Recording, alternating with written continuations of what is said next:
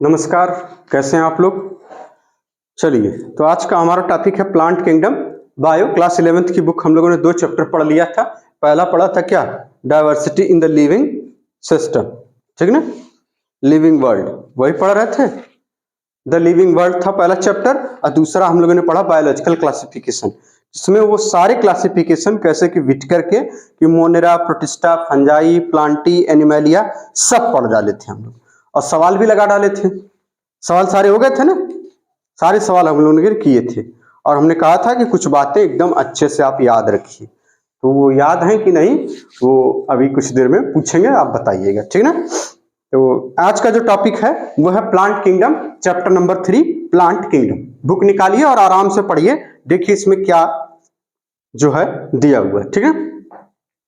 In the previous chapter, we looked at the broad classification of living organisms under the system proposed by Whittaker, wherein suggested the 5 kingdom classification VIZ, जिसका मतलब होता है वेडली set, मतलब अर्थात VIZ एक उसका term है, ये ग्रीक भाषा पढ़िए या इसको क्या बोलते हैं दूसरा, लैटिन भाषा, ठीक है ना, उसी का टर्म है ये, उसी का ये अब्रिविएशन है, शॉर्ट फॉर्म है, जिसका मतलब होता है अर्थात Monera, Protista, Fungi, Animalia and Plantae, ठीक। In this chapter we will deal in the detail with further classification within plant kingdom, popularly मतलब पॉपुलर है जिस नाम से, नोन एज प्लांट किंगडम। कुल मिलाकर इस पैराग्राफ में ये बताना चाह रहे हैं कि पिछले अध्याय में हमने देखा, क्या देखा, विलुप्त, हमने देखा, क्या देखा, broad classification of living organism, जो कि विटिकर द्वारा सुझाए गए थे, और वो क्या थे, मोनेरा, प्रोटिस्टा, फंजाई, एनिमलिया और प्लांटी। इस अध्याय में in this chapter we will deal, हम क्या अध्ययन करेंगे, फर्दर दोबारा classification with the plant kingdom के अंदर फर्दर क्लासिफिकेशन का अध्ययन करेंगे, उसको देखेंगे विस्तार से, और जिसको प्लांट किंगडम कॉमनली पॉपुलरली जाना जाता है, ठीक। इस पैराग्राफ का यही मतलब था।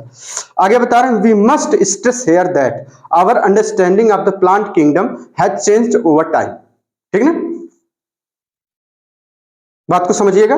वी मस्ट स्टर, हमें यहां ध्यान देना होगा, यानी ध्यान पूर्वक देना होगा, ध्यान देना होगा इस बात पर, क्या कि प्लांट किंगडम समय के साथ जो क्लासिफिकेशन है उसका वो समय के साथ बदलता रहता है। आगे बता रहे हैं क्या, fungi and members of Monera and Protista having cell wall have now been excluded, excluded का मतलब निकाल दिया गया, ठीक है ना, फ्रॉम प्लांटी, दो earlier classification placed them in the same kingdom, यानी जिसको देखिए लिखा हुआ फंजाई और मेंबर्स ऑफ मोनेरा और प्रोटिस्टा जिनके अंदर सेलवाल होती थी, उनको अब निकाल दिया, लिखा है नाउ, लिखा है हैव नाउ बीन एक्सक्लूडेड, यानी उसको निकाल दिया गया, किससे, प्लांटी से। अब कहां, जो कि पहले कहां रखे गए थे, प्लांटी में ही। तो सो इसलिए, सो मतलब इसलिए, द साइनोबैक्टीरिया, जिसको और क्या कहते हैं, blue green algae, the cyanobacteria that are also referred to as a blue green algae are not algae anymore, अब वो एल्गी नहीं रहे, अब वो क्या हो गए, मोनेरा के मेंबर्स हो गए, ठीक। In this chapter we will describe algae, Bryophyta, pteridophytes, gymnosperms and angiosperms under Plantae, हम इसको प्लांटी में पढ़ेंगे। आगे बता रहे हैं, लेट अस आल्सो लुक, अब यहां से जो पैराग्राफ स्टार्ट हो रहा वो अब हमारे काम का है, क्योंकि पिछले वाले तो सारी चीजें हम लोग पढ़ ही चुके हैं। भाई साइनोबैक्टीरिया को क्या बोलते हैं, ब्लू ग्रीन एल्गी, कोई दिक्कत नहीं। आर.एच. विटकर ने 5 किंगडम सिस्टम दिया था, Monera, Protista, Fungi, Animalia, Plantae इत्यादि है। तो अब जो पैराग्राफ है वो नया है और उसके बारे में हमें पढ़ना है।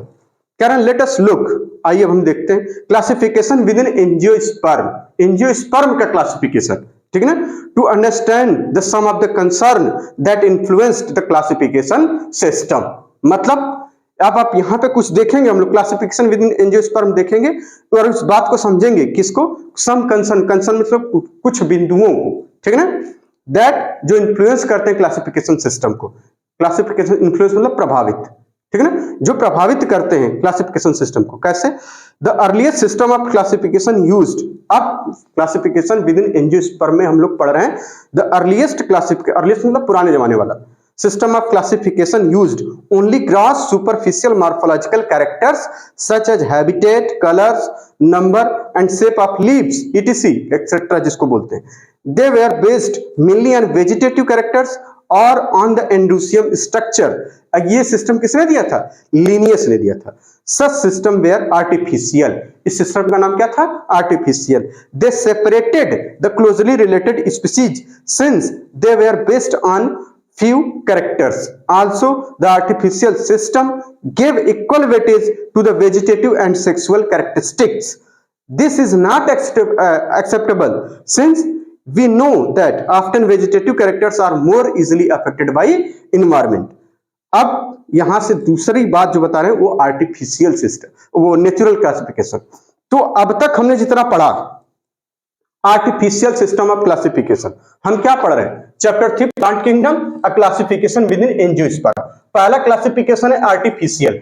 आर्टिफिशियल का एक नाम आएगा फेनेटिक, या इसी का नाम आएगा फिनोटाइपिक सिस्टम ऑफ क्लासिफिकेशन। क्या नाम आएगा? आर्टिफिशियल, फेनेटिक या phenotypic system of classification given by Linnaeus. किसने दिया था? लिनियस ने दिया था। किसने दिया था? लिनियस ने दिया था। क्या यूज किया था? Use only gross superficial morphological characters. क्या यूज किया था?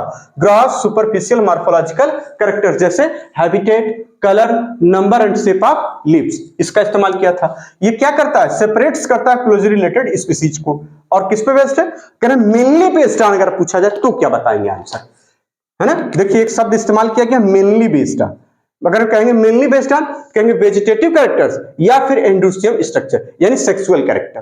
ठीक, आगे बता रहे this system give the equal weightage, दोनों को बराबर महत्व देता है। किसको? इस वेजिटेटिव को और सेक्सुअल कैरेक्टर्स को।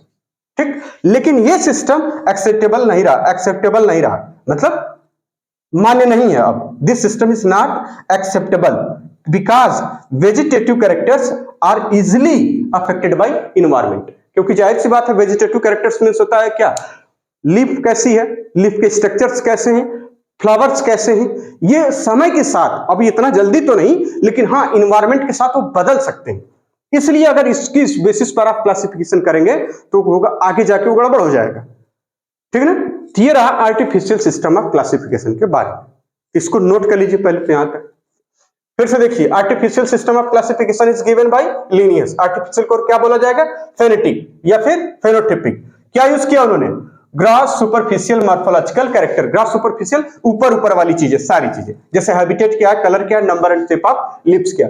सेपरेट्स करता है किसको? क्लोजली रिलेटेड स्पीसीज को। Mainly based on vegetative characters या फिर एंडोस्टियम स्ट्रक्चर। वेजिटेटिव कैरेक्टर्स या फिर endosteum structure. This system give equal weightage.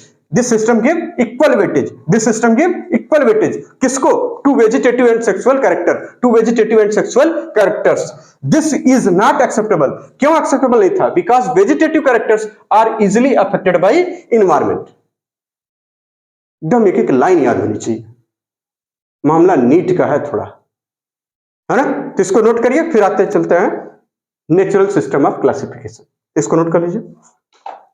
अब आगे बता रहे हैं एज अगेंस्ट दिस, इसके विपरीत, यानी इस क्लासिफिकेशन के विपरीत natural classification system developed which were based on natural affinity among the organism and consider, ध्यान में रखा गया, not only external feature but also internal features like ultrastructure, anatomy, embryology and phytochemistry. Such a classification for flowering plant, देखिए flowering मतलब angiosperm, मान लीजिए flowering angiosperm, जिसमें फूल है वो सब एंजियोस्पर्म, ठीक है ना? टेंशन नहीं लेना ज्यादा, जिसमें फूल है वो सब एंजियोस्पर्म है, आंख बंद करके, ठीक है ना? मतलब देख के ही बताना रहेगा। तो flowering plant was given by George Bentham and Joseph Dalton Hooker, यानी natural system of classification was given by Bentham and Hooker। इसको लिखिए, इसको लिख लिया भैया? अरे यार जल्दी छाप लिया करो।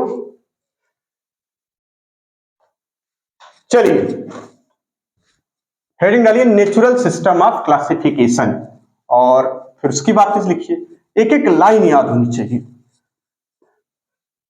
ठीक है?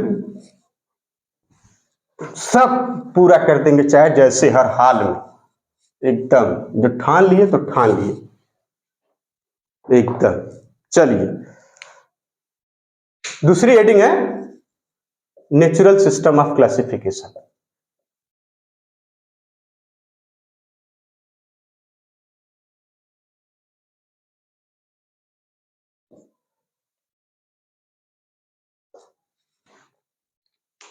Given by George Bentham and Joseph Dalton Hooker. Given by लिखिए, ये भाई, ये गिवन भाई है, गिवन भाई क्या है, पूरा नाम जॉर्ज बेंथम, एंड दो लोगों ने मिलकर इसको दिया था, जोसेफ डाल्टन। जोसेफ, ये वाला इतना रहेगा सिर्फ, या यही सब इन लोग के नाम में थोड़ा सा, डाल्टन नहीं, डाल्टन, ये है हुकर। तो बेंथम एंड हुकर याद करने के लिए सिर्फ इतना ही काफी है, बेंथम एंड हुकर ने दिए थे। किस पे बेस्ड था? Based on natural affinity among the organism. Affinity मतलब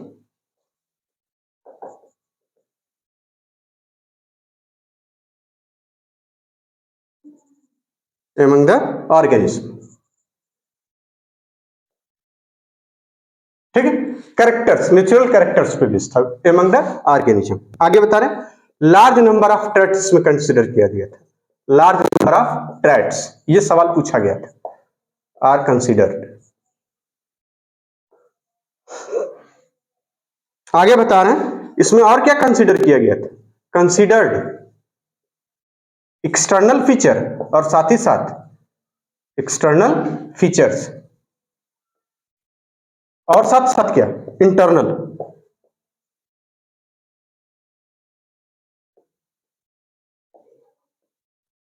इंटरनल फीचर्स में जैसे अल्ट्रा स्ट्रक्चर,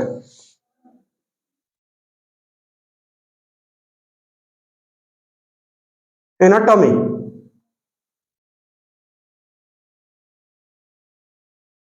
एम्ब्रियोलॉजी,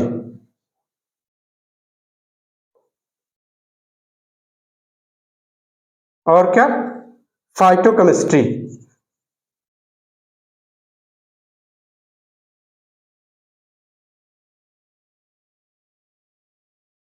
ठीक, फाइटोकेमिस्ट्री,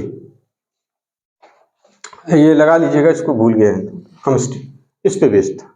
इतनी बातें। Natural system of classification was given by Bentham and Hooker. किसने दिया था? Bentham and Hooker. किस पे बेस्ड था? Natural affinity among the organism. किस पे? Natural affinity among the organism. किस पे? Natural affinity among the organism. Large number of traits इसमें कंसीडर किए गए थे। क्या कंसीडर किया गया था? एक्सटर्नल फीचर और साथ ही साथ एंड इंटरनल फीचर्स, जैसे अल्ट्रा स्ट्रक्चर, एनाटॉमी, एम्ब्रियोलॉजी और फाइटोकेमिस्ट्री। अब तीसरा क्लासिफिकेशन आया, फाइलोजेनेटिक क्लासिफिकेशन। ठीक है ना? अगले पैराग्राफ में चलिए, फाइलोजेनेटिक क्लासिफिकेशन, इसको नोट कर लीजिए, तुरंत इसको नोट करिए।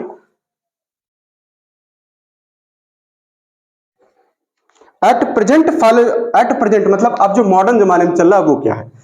Phylogenetic classification system based on evolutionary relationship between the various organism are, ये कैसा था? एक्सेप्टेबल था। दिस एज्यूम, ऐसा माना जाता था, this assumes that organisms belonging to the same taxa have a common ancestor। ancestor का मतलब होता है पूर्वज, ठीक है ना? We now use the information from many other sources to help resolve difficulties in classification। This become more important when there is no supporting fossil evidence। कोई fossil प्रमाण, फॉसिल का मतलब जीवाश्म, पत्थरों के नीचे जो जम जाता है उसी को बोलते हैं जीवाश्म, ठीक है ना? क्या है? Numerical taxonomy. कौन सी है? Numerical taxonomy, which is more easily carried out using computers, is based on all observable characters, जैसे numbers and codes are assigned to all the characters and the data are then processed.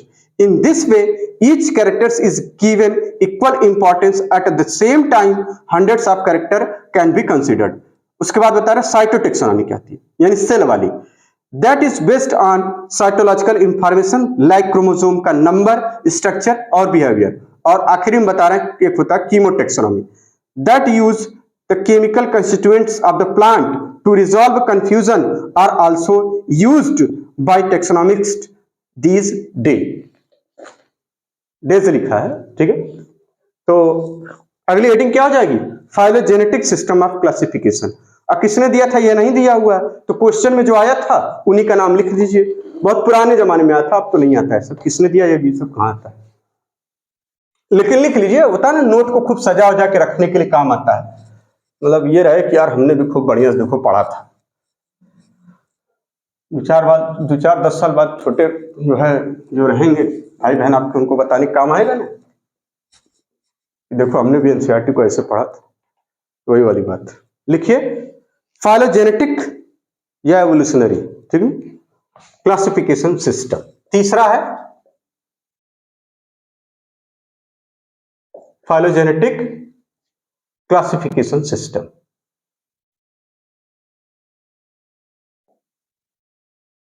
भैया ये हमारा सब अंग्रेजी लिखते हैं एकदम, ठीक ना, अंग्रेजी भी हम एकदम अंग्रेजी में लिख देते हैं, एकदम घबराइए मत। चलिए, given by Engler and Prandtl,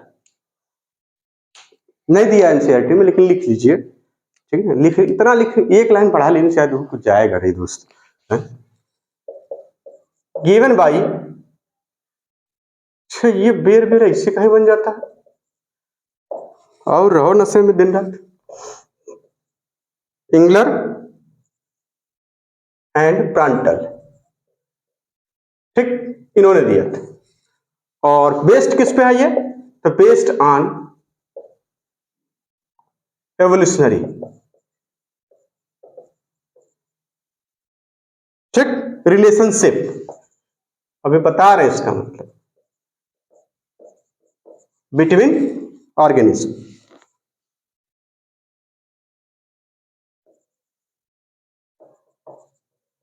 ठीक है, बिटवीन ऑर्गेनिज्म। आगे तो दिस इज एक्सेप्टेबल। आगे क्या बता रहे हैं, ऑर्गेनिज्म बिलोंगिंग टू, ऐसा एज्यूम, ऐसा माना जाता था कि जो ये organism belonging to the same taxa have a common ancestor, ठीक। हाँ भैया, ये चीजें बस समझ में आ गई। तो देखिए, फाइलोजेनेटिक का मतलब इवोल्यूशनरी क्लासिफिकेशन, जो एवोल्यूशन पे बेस्ड था, given by Engler and Prandtl ने दिया था, बेस्ड ऑन एवोल्यूशनरी रिलेशनशिप पे था। मतलब कि जैसे कोई ऑर्गेनिज्म अब जो है उसका पूर्वज से क्या रिलेशन है, अगर ऐसा कुछ मिल रहा है तो इस हिसाब से अगर क्लासिफिकेशन किया जाए तो इस क्लासिफिकेशन को बोलते हैं फाइलोजेनेटिक क्लासिफिकेशन। किसने दिया था, इंगलर। देखिए, इसको इंगलर पढ़ेंगे, इसको प्रांटल, ठीक है। आप कुछ भी पढ़ लिए, इंगलर बंगलर जो भी है, आपकी अपनी मर्जी, हम इस पर कोई रोक टोक नहीं लगाते। जिसको जो पढ़ना पढ़ो, मतलब काम का पढ़ो, मतलब ये आंसर है उसी को टिक कर दो। इसका थोड़ी उसको हम बेंथम पढ़ेंगे, इसको ऊपर पढ़ेंगे, जो लाओ जो करना कर लो। हम नहीं कुछ करेंगे, नीट वाले कर देंगे, है ना। 4 नंबर काट काट, चलो हटो, काबिल बन रहे थे। तो भैया given by Engler and Prantl, based on evolutionary, evolutionary का मतलब विकासीय प्रक्रम संबंधों पर बेस्ड है between organism, this is acceptable. Organism belonging to the same taxa have a common ancestor, ऐसा इसका मानना था। अब अगली हेडिंग है न्यूमेरिकल टेक्सोनॉमी, इसे में लिखिए अगली, न्यूमेरिकल टेक्सोनॉमी। ये क्या चीज है, नंबर 4,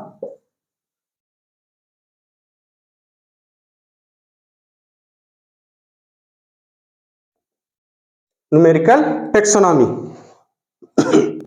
इसमें क्या माना जाता है, जितने कैरेक्टर्स हैं सबको कंप्यूटर में फीड करो, पहला काम तो ये करो। तो इसको यही बता रहे हैं कि ऑल कैरेक्टर्स, ऑल ऑब्जर्वेबल, जिनको ऑब्जर्व करना, परीक्षण में रखना है,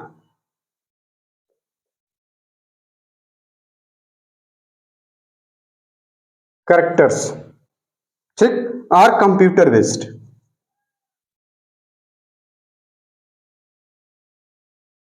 पहली बात। दूसरी बता रहे हैं क्या, नंबर्स एंड कोड बना लो हर कैरेक्टर के लिए, numbers and code are assign. और देखिए इसमें क्या शब्द लिखा हुआ है, ठीक, दिया गया, वही लिखा है, हमें लगा कुछ और है। कहाँ गया, असाइन। असाइन मतलब देना, एक नंबर और कोड दे दो, ठीक ना, दे देना या दिया, दिया गया, ठीक, नंबर और कोड दिया गया। टू ऑल, वही कैरेक्टर्स, एंड उसके बाद क्या किया गया, and the data are processed, और जितना डेटा था उसको प्रोसेस्ड कर लिया गया, मतलब संपन्न कर लिया गया। भाई बहुत कठिन कठिन बात कहाँ लिखते हैं लोग, ठीक, प्रोसेस्ड। और इसका फायदा क्या है कि एट द सेम टाइम, एक ही टाइम पे हम 100 से अधिक, है ना, at the same time, hundreds मतलब सैकड़ों या हजारों भी कह सकते हैं, ठीक ना, ये रहेगा, hundreds of character can be considered. इसमें ये फायदा है, ठीक।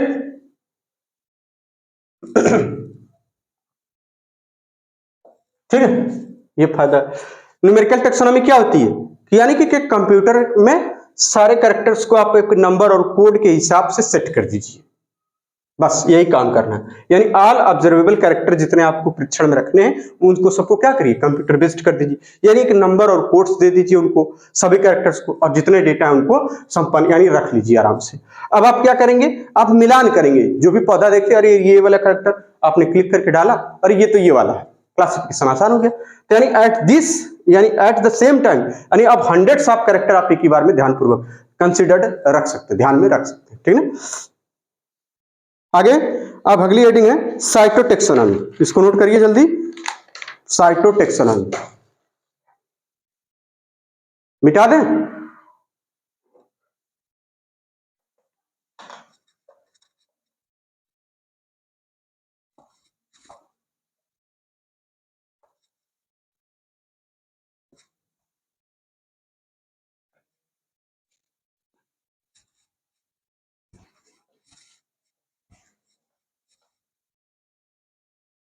हेडिंग वाली साइटोटेक्सोनॉमी नंबर 5, ये क्या चीज है, साइटो का मतलब सेल, साइटोलॉजी, सेल की स्टडी को बोलते हैं साइटोलॉजी, और सेल बायोलॉजी भी बोलते हैं, दोनों में खास अंतर नहीं है, दोनों एक ही चीज है ना। इसका मतलब होता है सेल, ठीक। बेस्ड ऑन साइटोलॉजिकल इंफॉर्मेशन, ये किस पे बेस्ड है,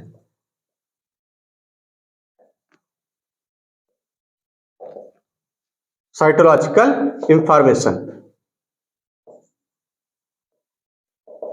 लाइक जैसे क्रोमोसोम का नंबर, बिहेवियर और स्ट्रक्चर,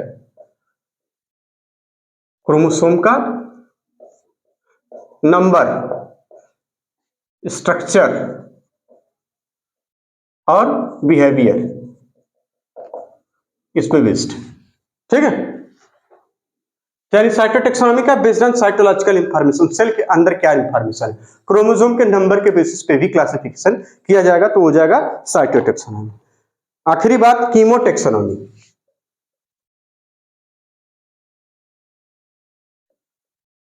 ये क्या चीज है, chemical constituent of the plant, इसमें बता रहे हैं chemical, use the chemical constituent of the plant, use लिखिए सिर्फ, ये इससे काम हो जाएगा।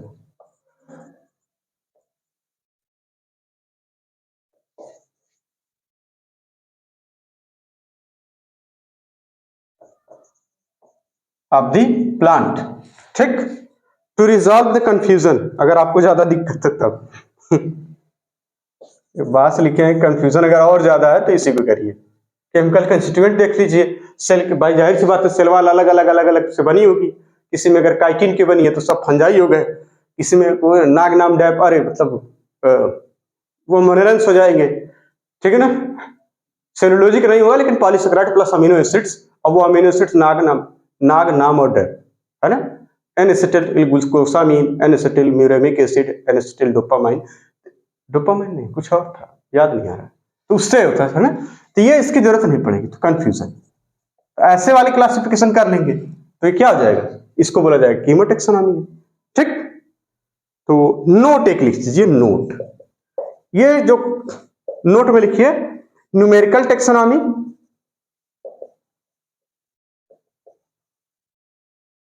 कमा साइटोटेक्सोनॉमी,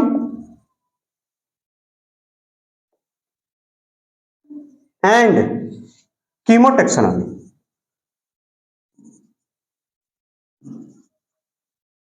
और more important, become more important, more important when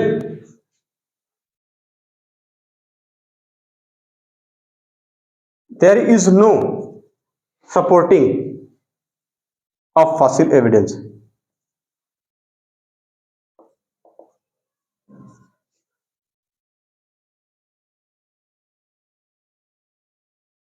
ठीक है, देखिए भैया, अगर आपसे पूछा जाए बताइए कि कौन कौन से क्लासिफिकेशन सिस्टम है जो जब हमारे पास कोई फॉसिल एविडेंस नहीं है सपोर्ट के लिए क्लासिफिकेशन पहचानने के लिए एंजियोस्पर्म में, तो कौन कौन से ज्यादा इंपॉर्टेंट रहते हैं? तो न्यूमेरिकल टेक्सोनॉमी, साइटोटेक्सोनॉमी और साथ ही साथ कीमोटेक्सोनॉमी। इस बात को यहां लिख लीजिए, न्यूमेरिकल टेक्सोनॉमी, साइटोटेक्सोनॉमी और chemotaxonomy become more important when there is no supporting of fossil evidence. तो इस तरीके से तो बताइए भैया ये बात बताइए कि आर्टिफिशियल सिस्टम ऑफ क्लासिफिकेशन किसने दिया था? किसने दिया था? लिनियस ने। किस पर बेस्ड था? Superficial character, grass superficial morphological characters, या फिर वेजिटेटिव स्ट्रक्चर, या फिर नंबर ऑफ नहीं, स्ट्रक्चर ऑफ एंडोसियम स्ट्रक्चर पे। उसको इक्वल वेटेज किसको देता था? सेक्सुअल और वेजिटेटिव को। अब वो एक्सेप्टेबल नहीं था, क्यों? क्योंकि भैया वो क्या होता था, आसानी से बदल जाता था। Vegetative character easily affected by environment, ठीक ना, मोर easily. Natural system of classification किसने दिया था? बेंथम एंड हुकर ने। किसने दिया था? बेंथम एंड हुकर ने। किस पे बेस्ड था? Natural affinity among the organism, natural affinity among the organism. कौन कौन से कंसीडर किए गए थे? एक्सटर्नल फीचर और इंटरनल फीचर्स। इंटरनल फीचर्स में क्या? अल्ट्रा स्ट्रक्चर, एनाटॉमी, एम्ब्रियोलॉजी और फाइटोकेमिस्ट्री। ठीक। फाइलोजेनेटिक सिस्टम ऑफ क्लासिफिकेशन किसने दिया था? तो बोलेंगे इंगलर एंड प्रांटल ने। किस पे बेस्ड था? Evolutionary relationship between the various organism. और क्या माना जाता था? ऐसा माना जाता था कि the organism belonging to the same taxa have a common ancestor. ठीक। जब ये फॉसिल सपोर्टिंग वाले एविडेंस नहीं रहेंगे, सपोर्टिंग ऑफ फॉसिल एविडेंस हमारे पास नहीं है, तो कौन कौन चीजें काम आएंगी बताएंगे हम लोग। क्या? साइटोटेक्सोनॉमी, कीमोटेक्सोनॉमी और numerical taxonomy. Numerical taxonomy computer का इस्तेमाल किया जाएगा। सारे कैरेक्टर को एक कोड और नंबर दे दिया जाएगा और उनको प्रोसेस करके फिट कर लिया जाएगा। एक ही टाइम पे 100 से ज्यादा कैरेक्टर को हम एक साथ ऑब्जर्व कर सकते हैं। साइटोकेमिस्ट्री, साइटोटेक्सोनॉमी में क्या था? साइटोलॉजिकल इंफॉर्मेशन, जैसे कि क्रोमोसोम का नंबर, उसका स्ट्रक्चर, उसका बिहेवियर। आगे बता रहे कीमोटेक्सोनॉमी। कीमोटेक्सोनॉमी में क्या है? Chemical constituent of the plant. जब आपको और ज्यादा कंफ्यूजन हो रही हो तो इसको केमिकल, हर चीज के केमिकल की स्टडी कर लीजिए, आसान हो जाएगा। ठीक है, तो इस तरीके से ये रहा इंट्रोडक्शन। अब नेक्स्ट लेक्चर में हम पढ़ेंगे एल्गी का इंट्रोडक्शन, फिर उसके बाद इसकी क्लासेस। कितनी क्लास है? 3 है। तो कुछ पीछे का भी हो जाए तो बताइए। जो टीएमवी वायरस था, ठीक है, उसका जो आरएनए होता है कैसा होता है? सिंगल स्टैंडर्ड और क्वाइल्ड होता है। ठीक। कैप्सिड कैसी हो सकती है? कैप्सिड क्या है? कैप्सिड क्या है? अगर आपसे पूछा जाए कैप्सिड क्या है, तो प्रोटीन है ना, प्रोटीन कोट है वायरस की। और वो कैसी हो सकती है? पॉलीहेड्रल या फिर हेलिकल। ठीक, तो इसको याद रखिएगा।